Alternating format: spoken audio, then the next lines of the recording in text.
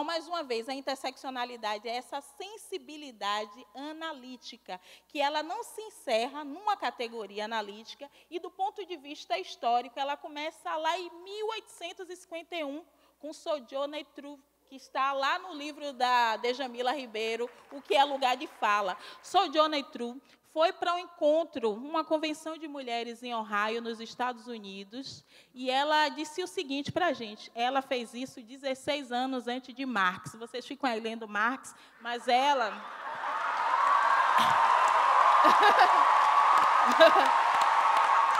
Sojourner Truth, antes de Marx dizer que o trabalhador está expropriado da sua força de trabalho, Sojourner Truth disse: e a mulher que está parindo é trabalho de parto, porque ela está produzindo mercadorias de uma sociedade que é capitalista, que é racista, porque somos nós que fomos capturados e escravizados, heterossexista, porque foram as mulheres que foram estupradas e produziram essa nação aqui. Somos resultantes de um estupro colonial. Quem disse isso foi Sojourner Truth. E ela disse ainda mais, mencionando esse aparato cristão. De onde foi que veio o seu Deus? Seu Deus veio de uma mulher, o homem não teve nada a ver com isso. Ela está dizendo isso para a gente.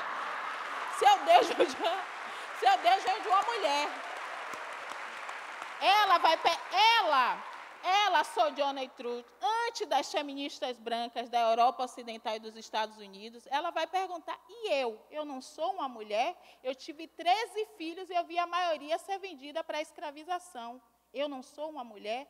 Olha só, quando os negros do Sul se juntarem com as brancas do Norte, a gente vai acabar com isso aqui. Então, Sojourner Truth, ela traz essa primeira noção de experiências, né, interseccionais vivenciadas pelas mulheres negras. Já em 1863, ela, em outro discurso, ela vai chamar a atenção para a infantilização da mulher negra. Essa infantilização que também foi descrita no trabalho de Lélia Gonzalez, as minhas colegas mencionaram aqui. Lélia Gonzalez disse que infantil vem de infans, né? Aquele que não tem voz, aquele que não pode falar. Por isso que é importante a gente saber o que é lugar de fala. E Sojourner Truth, em 1863, ela estava dizendo para a gente: ser uma mulher negra é ser uma criança de alguém, por mais que a gente tenha idade para ser mãe de todo mundo. Porque a mulher trabalha na casa das brancas, quando chega em casa, ainda encontra homem ocioso reclamando porque não tem comida pronta em casa. Isso está certo? Isso não está certo, por quê? Porque as mulheres negras não são burros de cargas, mas a sociedade trata as mulheres negras como burros de cargas. Então, a interseccionalidade não é você somar as identidades. Eu sou mulher, eu sou negra, eu sou nordestina, eu sou adulta, eu sou classe trabalhadora. Isso não é interseccionalidade. Patricia Hill Collins, na epistemologia feminista negra, ela vai chamar atenção para isso, que não é para a gente competir por supremacia teórica e política. É para a gente perceber que, de fato, algumas opressões são mais dolorosas que outras, mas todos nós, temos capacidade de sermos oprimidos, mas também, em algum momento, desenvolver uma tecnologia de opressão. Todas nós temos essa capacidade. Eu tenho, quando eu decido namorar o menino da minha comunidade, e eu coloco para ele a minha credencial de doutoranda, esquecendo que ele ainda está tentando voltar a estudar. Isso é uma análise interseccional. Ainda que eu seja negra e mulher, eu posso também fazer isso. A gente faz isso quando deixa de ler Djamila Ribeiro, Joyce Best, Lélia Gonzalez, Luísa Bairros, e só queremos ler as feministas negras dos Estados Unidos. Essa é a geopolítica do conhecimento também. E para a gente criar, de fato, alguma estratégia onde seja possível todas nós sermos reconhecidas como intelectuais, a gente precisa prestar atenção nos territórios. Eu falei isso com Djamila e Joyce aqui mais cedo. Somos 3 mulheres negras, mas eu sei que ser nordestina faz muita diferença quando as pessoas pegam a coleção Feminismos Plurais para ler. Mas, Felizmente, o nosso feminismo, ele está criando cada vez mais uma ética do cuidado. Não pense vocês que eu sentei lá e disse, vou escrever sobre interseccionalidade. Eu me sabotei várias vezes, porque eu tinha medo do ridículo. Esse medo de ridículo é o medo que os nossos ancestrais sentiram quando foram expostos como animais. Isso está nas minhas veias. Eu sinto esse medo de ridículo, de vocês dizerem, você, Carla, não sabe escrever. Mas eu também sinto a resistência do meu orixá dizendo, eu não tive direito a ser chamado pelo meu próprio nome, mas você vai ser chamada de Carla Cotirene, porque está escrito no seu livro. Eu passei uma vida toda sendo apontada na família como alguém que não daria certo. Dentro do movimento negro, eu fui conhecida várias vezes, como a menina do peito duro. Agora, o movimento negro diz que eu sou a menina da fala, a menina que fala bonito.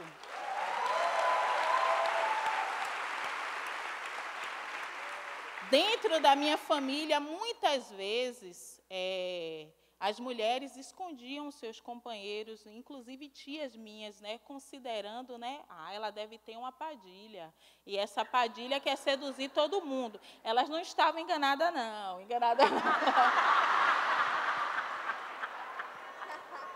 Mas o que eu sei é que quando junta a minha Padilha, a de Djamila e a de Joyce, a gente toca terror, gente. Vocês não têm ideia, não.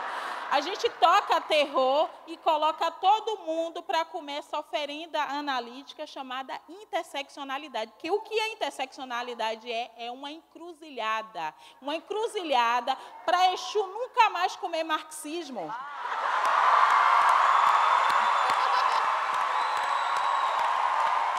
Djamila! Quem é que tem medo do feminismo negro? Cara, quem tem medo do feminismo negro? Sim. O jabuti.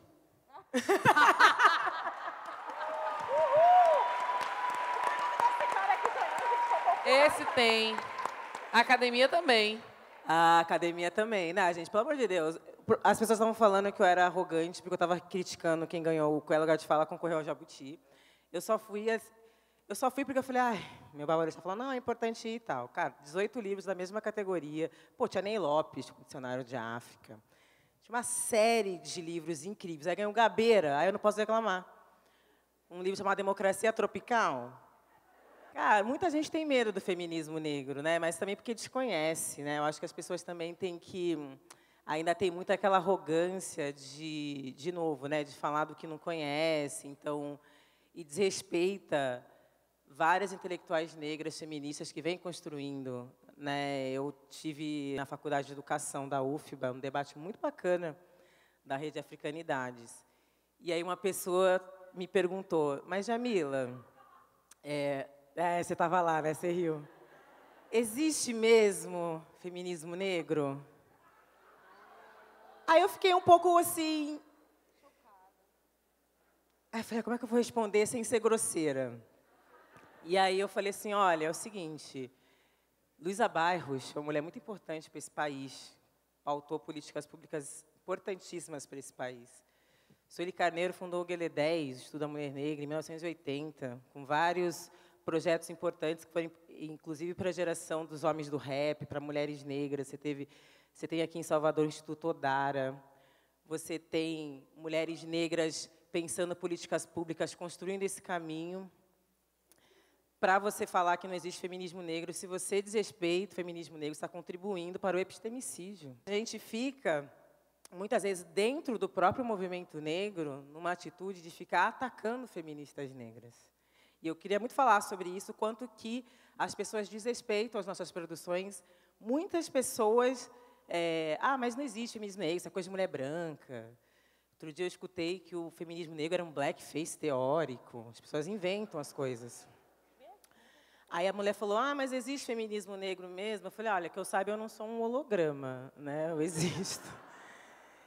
Mas, para além disso, é um desrespeito com uma tradição de um pensamento de mulheres negras, é compactuar com o assassinato das nossas produções intelectuais, as pessoas desrespeitarem o que as feministas negras vêm fazendo historicamente nesse país. A gente quer combater uma divisão que já está posta e mais, a gente quer pensar novas bases para um marco civilizatório. A gente está fazendo uma discussão de um projeto, de fato, de nação, porque, infelizmente, diversos grupos não fazem projetos de nação, pensam somente nas suas opressões e reproduzindo opressões com os outros grupos. Como a Joyce disse bem no empoderamento, né, não é empoderador, como muitas vezes mulheres brancas acham, que é CEO de uma empresa, mas reproduzir lógicas de opressões com outros grupos. Isso não é empoderamento, simplesmente você quer ter os mesmos direitos dos homens brancos. Você não quer romper com a estrutura. As mulheres negras estão fazendo um debate de rompimento mesmo de estruturas, que não dá para a gente lutar com uma outra opressão e alimentar outra, porque isso é alimentar a mesmíssima estrutura. E quanto que isso incomoda as pessoas. Então, são várias questões que ainda as pessoas têm muita dificuldade de entender. E eu sou muito desrespeitada também por muitas pessoas de esquerda, por páginas, pessoas que ficam falando groselha sobre coisas que elas sequer entenderam e desrespeitam várias mulheres negras com esse discurso de que são identitárias. Não há grupo mais identitário no Brasil do que o grupo macho branco. Governa para si mesmo e mantém o poder para si mesmo. Não existe grupo mais identitário do que o grupo homem branco, heterossexual e rico nesse país. O que a gente está falando é justamente que, se a gente não pensar essas várias outras possibilidades de existência, vai ser sempre para eles mesmos. E aí eu acho importante os partidos de esquerda precisa se rever. Né? Mesmo nas esquerdas, quem comanda são homens brancos. Então, as pessoas ainda têm medo do feminismo negro porque elas querem continuar deitadas em berço esplêndido, como está no hino nacional. Elas não querem se enfrentar, elas não querem se confrontar, elas não querem se colocar em confronto. As pessoas, eu nunca vi isso, as pessoas querem fazer revolução no conforto na Vila Madalena. Isso não existe, né? Vamos fazer revolução tomando uma Heineken na Vila Madalena e gritando mais amor, por favor. E aí é uma questão de não quer nem se colocar em xeque, assumir os seus racismos, assumir a sua ignorância nesse debate. E aí ela vem e quer, quando a gente aponta isso para ela, fica com raiva da gente. E aí vem com um discurso raso da empatia, que me irrita muito também o esvaziamento da palavra empatia, que as pessoas tratam como se, não, eu tenho empatia sobre, pela sua luta.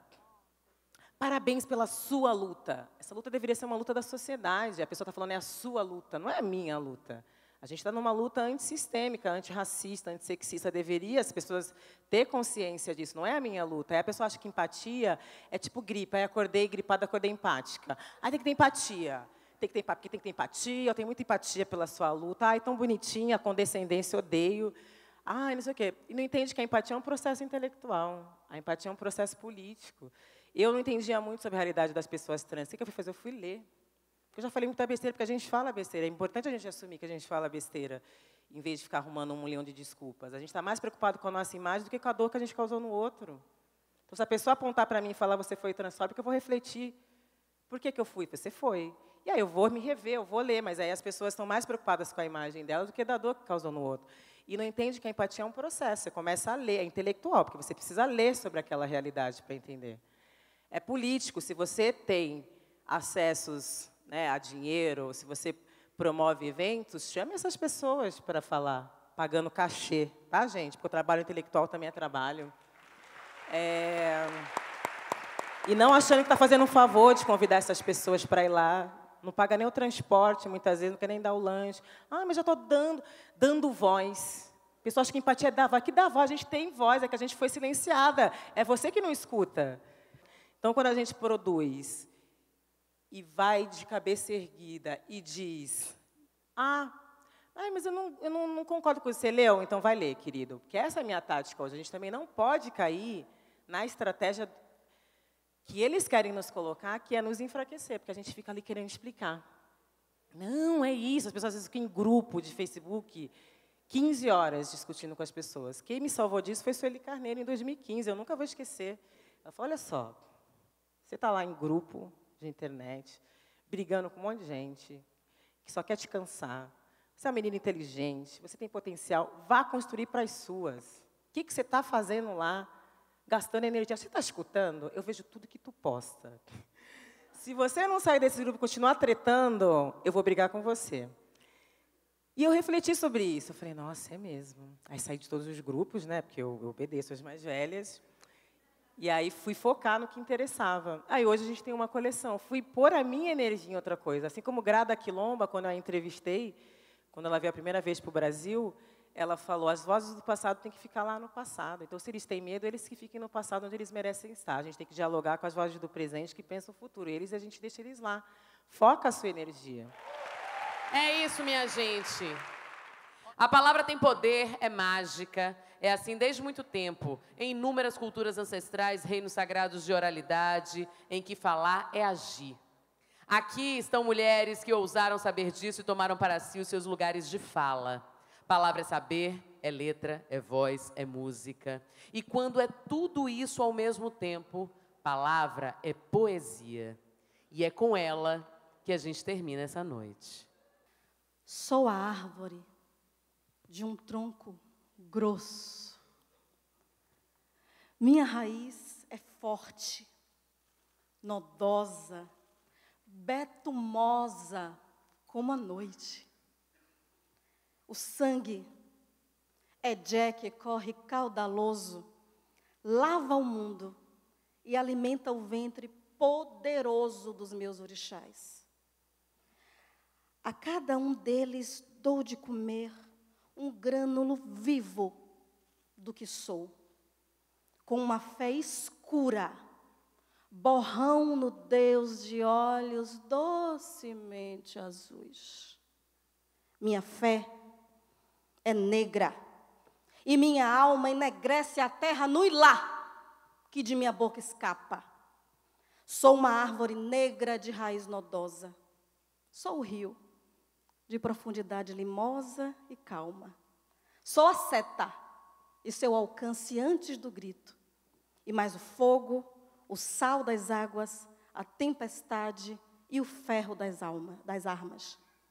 E ainda luto em horas de sol obtuso nas encruzilhadas. Laroye. Lívia Natália, senhoras e senhores. Muitíssimo obrigada. Palmas para Lívia Natália, a poeta das nossas palavras. Obrigada, Djamila Ribeiro, Joyce Berti, Carla Cotirene. Obrigada a vocês. Trago uma mala de mão, dentro uma oração, uma